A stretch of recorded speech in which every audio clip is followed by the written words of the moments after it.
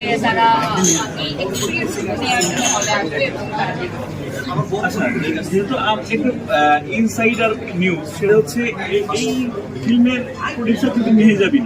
তো অ্যাক্ট্রেস মেহেজাবিনের কাছে প্রডিউসার মেহেজাবিনের জার্নিটা কেমন ছিল? না, আমি আসলে এখানে প্রডিউসার হিসেবে অনবোর্ড হয়েছি শুধুমাত্র এই কারণে দ্যাট আমি আসলে এই গল্পটাকে অনেক বেশি বিলিভ করেছি এবং আমার মনে হয়েছে একটা ভালো কাজের সাথে যদি অ্যাজ আ প্রডিউসার আমি থাকতে পারি, এটা আমার জন্য অনেক অনারের একটা বিষয়। তো ব্যাপারটা এই কারণেই ছিল।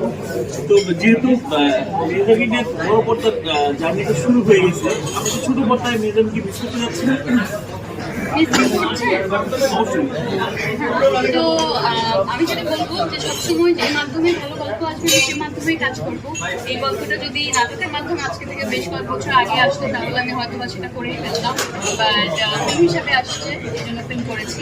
বাট যদি ভালো কোনো নাটকের গল্প আসে কিংবা ওটিটির গল্প আসে সেগুলো তো আমি অবশ্যই করবো, কেন করবো। তো একটা প্রশ্ন, সেটা হচ্ছে মেহেজাবিন এই ফিল্মের প্রাণী হচ্ছে মেহেজাবিন, যেহেতু প্রিয় মালতী।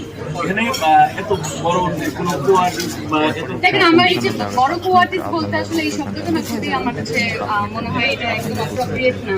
আমার মনে হয় আমার সেই সহশিক্ষা এই কাজ করেছেন তারা আমার অনেক অনেক বড়। এখানে সবচেয়ে ছোট এবং হচ্ছে সবচেয়ে ইনএক্সপিরিয়েন্স আমি। তো